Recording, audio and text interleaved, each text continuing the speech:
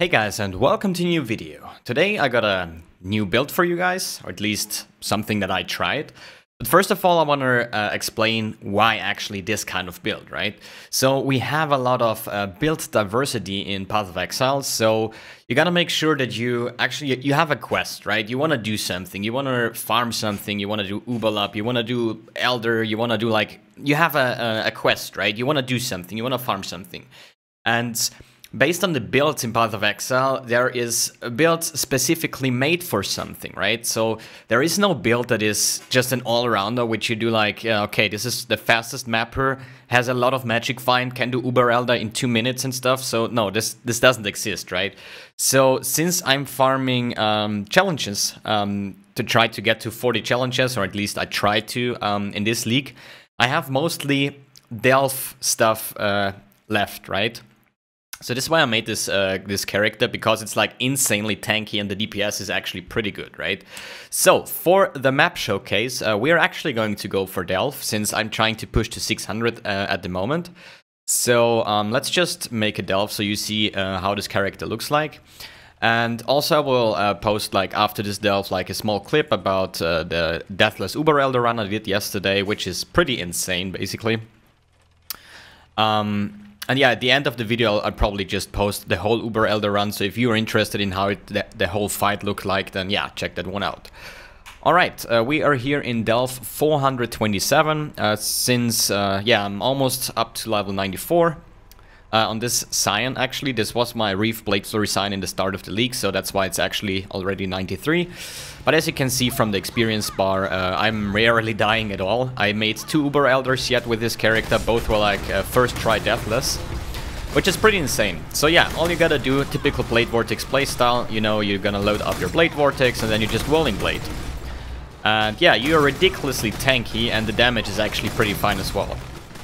So this is actually the first take on a Delve, because I just started the PC, so maybe feel a little bit clunky at the moment, just because I'm, you know, usually when you wake up, you gotta farm some maps to get into PoE and stuff, right? To have your normal farm speed basically. Anyways, so yeah, as you see, just Blade Vortex, dash forward, not a big deal at all. First of all, I gotta say this build is very expensive. It is. Trust me. I played a lot of builds. There was only one build that I actually can't afford, that I wanted to try out. It was the... what was it? Juggernaut, Indigon, Volatile Dead, something. That was just too expensive. I wanted to try it out. I tried it actually, but in the end, you know, 120 exalts for a +1 Volatile Dead Indigon enchant is just too much, you know, I can't afford. But yeah, this is the second most expensive character that I play actually, because when I go through over the gear, you will actually see that it's not cheap, right? So yeah, as you see, not a big problem here in 429. Typical playstyle of Blade Vortex, pretty much. So let's see how this build actually works together, right? And what makes this build actually so expensive. So let's go back to the hideout and yeah, basically start with the gear gems setup that we have over here. So, as I said, expensive character. If you're just gonna take a look, let's just start from the weapons, because this is probably the lowest investment that I've did on this character, right? If you're interested, in the description below, a link to this guide here, because this is the baseline that I was creating off, right? It's the best Uber Elder farmer, AnActualHorn's Blade Vortex Super Leecher, 5 million DPS, all content. This is questionable, since I looked into his path of building and he has shock on the configuration, which boosts your DPS by quite a lot, so forget this point here, but it's still a super sick DPS and very tanky, and yeah, can almost do every map mod, right? So let's start with the weapons. You dual wielding 2 stat sticks, not like on Reef Blade Flurry where you have one insane physical DPS weapon and the other one is a stat stick. No, we are running 2 stat sticks, since Blade Vortex is a spell, right? So, priority-wise, I think both of these, they both have tier 1 physical as extra cold and fire damage, and the rest crafted multiplier. They were 1.5 exalts each, right? So, if you ever played a character with stat sticks, you know that these things, these items can get very, very expensive. But yeah, I think basically you prioritize Fizz over Fizz damage as extra, and then you go for multiplier, then you go for, I don't know, like attack speed or anything like that, right? So, and damage penetration and stuff. So yeah, this is our basic setup for our weapons. Here I have Orb of Storms, Arcane Surge support, and Power Charge and Critical. Make sure that Arcane Surge support is low enough that it procs on every Orb of Storms, as you can see here. I just use Orb of Storms, I got my Arcane Surge. It's another quite nice DPS boost, right? In the other weapon, I'm using a cast 1 damage taken setup with Immortal Call, and 1 free gem where I have Hatred at the moment. I will explain that why I have Hatred here and not somewhere else, right? Alright, let's go for the helmet. This is the first expensive. This helm was about 10 Exalt's base because it's an Elder, item level 85 Lion Pelt. And yeah, what you're gonna look for, you like resistance. We use quite a lot of uniques here, and you have a bad time getting your resistances capped, right? So that's why I bought this helm, and the Blade Vortex enchant duration alone on a Lion's Pelt was like 10 Exalts, right? So you can get it cheaper with like a Devotus or something, but still, that's another no resistance, right? If we just check this one here, maybe item level 85 to hit this tier 1 stats. Yeah, 4 Exalts, 8, 9, 10, 11, blah, blah, blah. So I would say this is the first investment that is actually quite valuable, but it's not mandatory, right? Increased Blade Vortex duration just makes the playstyle a lot, feeling like a lot better, right? Because they don't wear off so fast. Okay, gem-wise, I have here Enlighten with Herald of Ash, which is not really too much necessary. I was just playing around with Enlighten because we reserve like Herald of Ash and Hatred. That's like 75%, right? Because they are standalone. So what I wanted to do is when I'm going for Uber Elder or any Guardian and stuff, you don't have anything to hit before, right? So you're just casting this one up, and I tried to make it as good as possible. As you see, I reach 8 stacks at the moment until my mana starts to be off, right? So I can get like to 9 when it starts to regenerate. But I think like with an Enlighten level 4, I'm maybe be able to get those 10 stacks before the boss counter starts, basically, right? So that's why my decision on the Enlighten support, but not necessary, right? Here I have Blood Rage with Enhanced support. I was using Enlighten combined with Herald of Ash and Hatred to even free more mana. But the thing is, this build in terms of mapping, you don't only delve and you don't only Uber Elder, you do mapping as well, right? But as you can tell with Chaos Roots, this build is actually pretty slow in terms of mapping. Or at least if you're used to speed mapping, this feels very slow. That's why I just bought some, I don't know what this is, like Movement Speed Life that I use for mapping, and also Insanity Crafted Gloves. They have just Insanity plus Life. Because I don't want a resistance on that, because I balanced my resistance. So if those would have life on it, or at least any resistance, you know, that would be screwed. So anyways, I just take these ones and they enhance on Blood Rage just to squeeze out some more attack speed, so the Whirling Blades go faster. So it's better for mapping, for me at least, right? So otherwise, if you don't want to do that, that's totally fine, man. That's why my decision went to enhance with Blood Rage to squeeze out more attack speed for Whirling Blades, right? Alright, let's go to the next item, which is a Lawweave. Lawweave is pretty insane armor. Look for 80% max resistance. That's probably a 20% effective more HP just because of the 5% less damage you get, right, from elemental damage. Then you have elemental damage increased, you have your crit, you have all attributes, you have life, you have everything, right? So I would prioritize like 80% of course on every Lawweave. That's the first thing you want to hit because this makes this chest so good. And then yeah, elemental damage probably, or crit or whatever.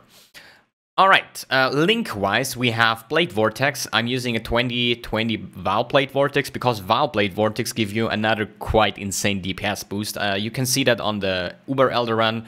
When Uber Elder just hit the next phase, I'm just popping Vow Blade Vortex and then I dodge the Shaper Balls, and then Uber Elder was already in his next phase. So you can imagine how much DPS this thing is doing.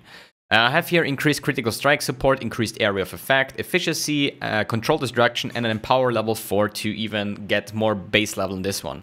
So next investment would actually be a level 21 Vow Blade Vortex without quality, because the base level of those skills, or more or less spells, does quite a lot of damage, right? If I want to boost your single target TBS, I'm using Consecrated effect instead of increased area and increased critical damage for, I think, efficiency. So this is actually more single target related DPS. That's the setup that I use for when I approach a Guardian or Uber Elder, right? In Delves, I just use my regular setup because I think the damage is enough, right? All right, next thing, at Series Equity. Yeah, we have Valpact. You know, usually when you're playing a Scion, you're basically going for Path of the Duelist and go here and take Valpact and some more max life leech rate and so on. But with this one, we don't need to spend all the points here, and we can go more up to the crit side and take phase acrobatics with acrobatics and stuff. So that's in total way better, and it's way enough leech. So Valpact, as usual, if you crit, then you have Valpact for a certain amount of time, right? You have also some life, armor, base crit, and so on. So here is our Walling Blades, faster attacks, fortify, and blood magic support setup. It's basically the same that I have over here. So I bought this gems twice just to go like, okay, if I'm mapping, just do this, and here we go, right? That's why I run the double gems, actually. All right, nothing too special to say over here. Then we have the Chaos Roots. This is the wrong enchant. I was just running one lab yesterday because I hate lab, right? I hate it. So I was just using twice enchant and tried to get the damage penetration. This would be the best enchant, but hey, I got life damage leached, which is not necessary. So yeah, basically Chaos Roots, you cannot be slowed below base speed, which helps a lot in Uber Elder fights, right? But yeah. Chaos Roots, you're slow, but you got a lot of base life. So I'm actually at 7.3k life at the moment, which is actually pretty cool. Right, let's start with the amulet. This is the first special thing. It says we want to have an Elder amulet with maximum life per second to maximum life leech rate, right? Because this will boost the amount we can leech. Therefore, actually, I don't know if I'm doing this 100% correct, but if I just open my notepad and try to explain how this life leech thing works, right? So 20% is the usual cap you have, right? So 20%, yeah, let's say life leech cap. Okay, so let's say we have a character that has 10,000 HP, just like, you know, for this example. We can maximum leech, life leech about 2k life per second. Although if we do like a million damage and we have like 80% life leech per second, you're capped, you're bound to the 20%, right? So whatever damage and whatever leech you do, you have the top of 2k life per second because 20% is our cap, right? So if we have now an amulet that says like percentage of life to maximum life leech rate, this one is not, this can get up to 5%, so let's calculate with 5%. Let's put it over here. So with this amulet, we are actually getting 25% life leech cap. So that would be 2.5k per second, right? Then on the next thing, I mean, the other stats would be like life, crit, multi, whatever you can fit into it, resistances, whatever, right? So the next thing that is important on this one is actually the belt, because this one can have increased life recovery rate. Like 10 to 15 I think is tier 2, and 15 or at least 16 to 20 is tier 1. So this is another multiplier to that life leech cap. So is Valpact. If we take a look at Valpact, you have your life leech per second is doubled, right? So as soon as we crit, we double this one. So we don't have 25%, we have 50%, and this ends up to be 5k life per second. So you see that the life leech cap is very important to have a maximum life leech per second, right? So if we have those 5k that we have at the moment, you can actually, if you're like a Slayer, you can boost your maximum life leech cap again with like Vitality Void and Hematophagy and all that stuff, but not in this case, right? So basically what that says is we get another 20% on the already 50%. So if we are leeching like 5k, let's go calculator, like 5,000 multiplied by 0.2 because 5,000 multiplied by 1.2 because we're getting 20% or up to a 20%. Makes it about 6k life per second. So you see that the more you get of these stats, the more you're able to leech. So I'm having like 7k life, so that's a little bit different. On this specific example, right? And then we have something else, and this is Soul of Aracali. If you upgrade that with Arachnoxia, you get another 50% life recovery rate. That's the same stat from the belt, right? But therefore, you need to stop taking damage over time recently. And this is when our Blood Rage Immortal Call setup comes into play, right? So with Blood Rage, we're getting physical damage over time, right?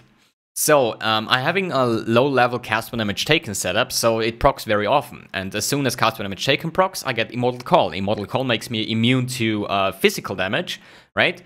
So Blood Rage is a physical damage over time, so I'm stopped getting damage from Blood Rage, and therefore I get another 50% on top of that. So in our example, I think the correct way would be, if we're not gonna use 5k multiplied by 1.2, it's like 5k multiplied by 1.7, right? So we get 8.5k life per second. So you see that this character has an insane leech potential, right? Check. That was the belt. Look for life, maximum life, yeah, and life recovery rate, and if you can squeeze it in, like, yeah, resistances, right? I don't know why I have movement speed. I think I just have this one for sale, and when I was equipping this character, I was just putting it in, and yeah, that's about it.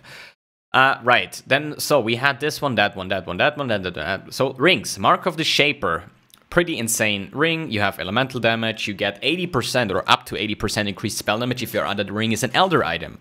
So, we have an Elder item here, right? So, mandatory curse enemies with level something, waltz mark on hits to generate more leech, right? This is the thing why actually Hexproof is the only map that is actually bad to run, because we can't curse them, right? Or get waltz mark on it. Same as the other rare items, look for life, look for resistances, and yeah, probably some damage, whatever, if you can fit it in. So, enough from the character. I think I mentioned everything over here. Flasks, I have one instant recovery life flask just to avoid those sticky situations where I almost get one-shotted on, like, yeah, Minotaur, Shaper Slam, whatever. If you survive it, then you can instantly go back up with the freeze immunity. We have a Serious Promise for even more chaos damage and elemental damage and leech and so on, right? We have the Wise Oak, try to balance it like I did, so we have the full potential, all the three types of defensive stats and also the offensive stats. Then I have a Sin's Rebirth for Unholy Might and the Diamond Flask to cure bleeding. Check. What else can I say about this one? Nothing really much. Let's go to the skill tree. Skill tree, we are actually Slayer and Elementalist. So we are immune to physical damage, or at least reflect physical damage, and also immune to reflect elemental damage, which is actually pretty insane, right? So that's why I say we can like run every single map mod. Yeah, except Hexproof is a little bit bad. Anyways, so what makes this build so expensive? Yeah. I think we're gonna talk first about the skills and the jewels and so on, and then we're gonna talk about why is it so expensive and what is the actual cost of this build in general, right? So yeah, we have here Scion, double Might of the Meek to get full benefit out of this Scion life cluster, which is insane basically. So all of these nodes give like 7%, 10%, 7%. That's a lot, right? Well, we double benefit from Might of the Meek on the resistances. We have more skill effect duration, so our Blade Vortex lasts longer. And yeah, here we go. The Transcendent Flash that gives us crit multiplier per 10 strength of unallocated passives in radius. And also physical damage reduction. That's why we have it over here. As I said, double Might of the Meek. And here we have the Unnatural Instinct that gives you all the passives or the small nodes that are not skilled, right? And the ones that are skilled are actually, yeah, disabled, right? So if you mouse over like this one, you see below mana, you have 16% increased mana. If you mouse over the attack speed, there is nothing here because it's not skilled, right? Yeah, so we have this one, and as you see on the white text, we get spell damage, attack speed, cast speed, max life, movement speed, intelligence, and 82% crit multiplier. And yeah, this is quite a bunch here. So this is the Scion cluster here, and then we have basically a Path of the Witch to start over here. Here we take spell damage, we go over here, some life. What I would suggest here in terms of leveling, I think this one is the last cluster you go. So you go up here, take Annihilation and Blast Radius, take this Jewel slot. Go over here, here we have a lot of crit, then we go down here for Acrobatics, Face Acrobatics, which boosts our survivability. More crit multiplier, life, Jewel slot, and yeah. And here also like more amplify for more area damage, more jewel slots, and so on. Check. Jewels itself. So as I said, here we have Transcendent Flash, here we have Double Might of the Meek, and here we have an Unnatural Instinct. We are running Hatred, so a Watcher's Eye with base crit Hatred is quite sexy, right? But they started about 5 exalts.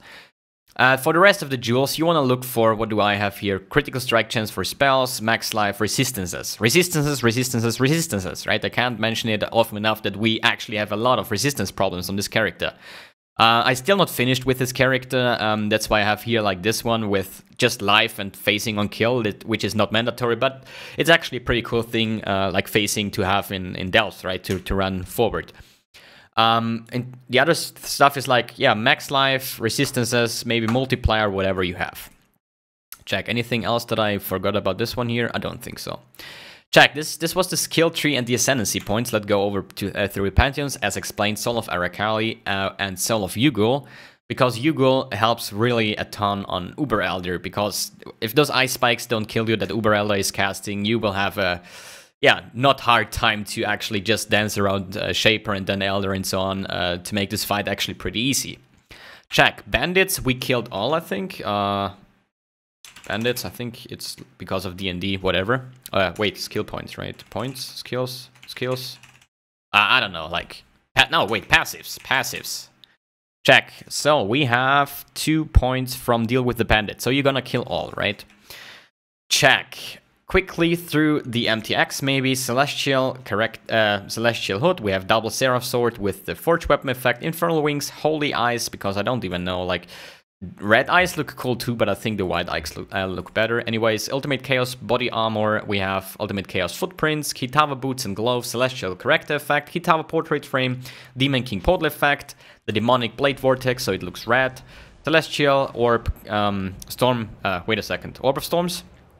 Then we have Dark Immortal Call. For Hatred I have nothing. I would have, but no. Automating Herald effect that makes those cool explosions, and also Phantasmal Walling Blades, so you have like those black Walling Blades, right? So, let's go over, I think we have everything, like Skill Tree, check. Ascendancy check, Pantheons check, Bandits check, Gem levels, Gem slots check, Gear check. I explained how the Life Leech works, so yeah, basically we have everything, right? So, let's talk about the cost of the gear. So, I don't know how much I actually put into this character already, and I'm not even done, because as I said, my weapons are like cheap, right? But if you go over here, the Lion's Belt, you have like 10 exalts, right? A pretty good low weave is about roughly like 7 to 10 exalts. Then you have a Series Equity, they go for like 10 exalts, I think. Yeah, they're starting at 10 exalts, 10, 11, 12 exalts. What else is expensive? Yeah, an Elder Life Leech amulet is not too cheap. It's a couple of exalts. Then you have an Elder like Wallet's Mark on Hit. I don't know where they start actually if you check this one. But I think they also start like 2 or 3x, maybe a little bit more if you want to have some more resistance on it or life or whatever, right? So flasks are not the cheapest, or at least not too fancy actually. I think since Rebirth was the most expensive flask over here with 1.5 exalts. But yeah, then we go for Might of the Meek. They cost like 2 exalts each. Then you have the Unnatural Instinct, which is 13 exalts on this one, right? As I said, the Watcher's Eye Jewel, I think it's the cheapest one was like 5 exalts with the base crit on Hatred. The Transcendent Flash is about, yeah, 70, 80 chaos.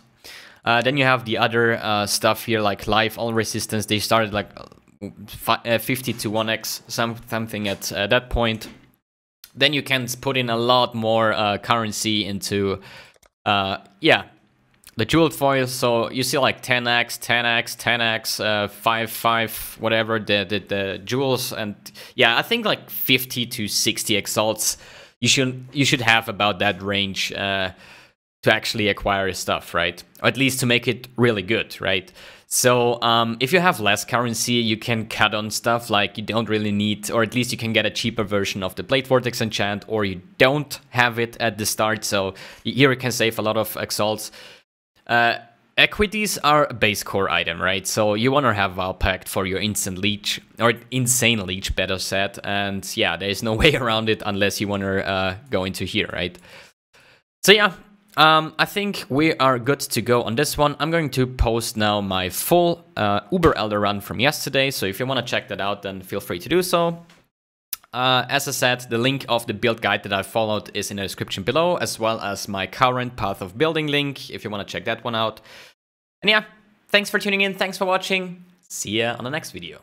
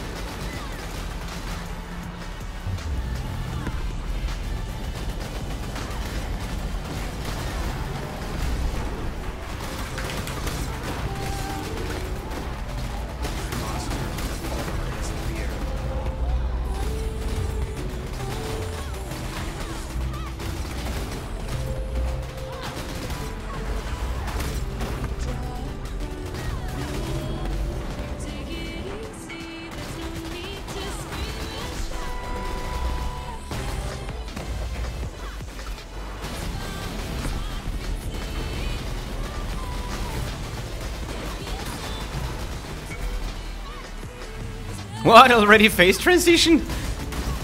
That was fast.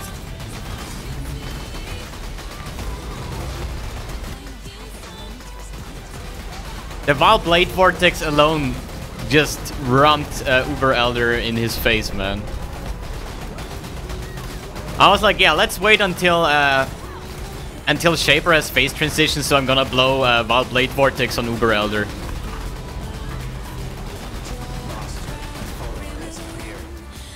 Nuke! Again phase transition? Wow.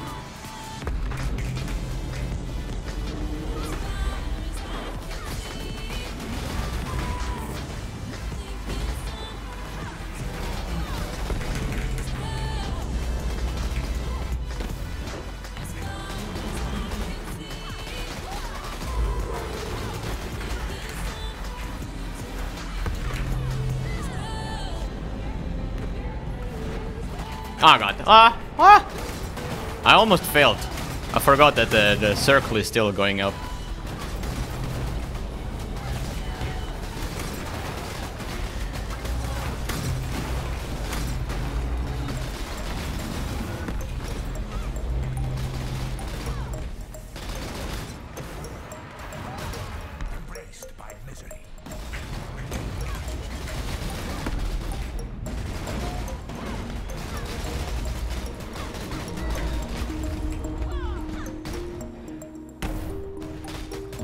This Uber Elder is such a joke with this build, man, I tell you.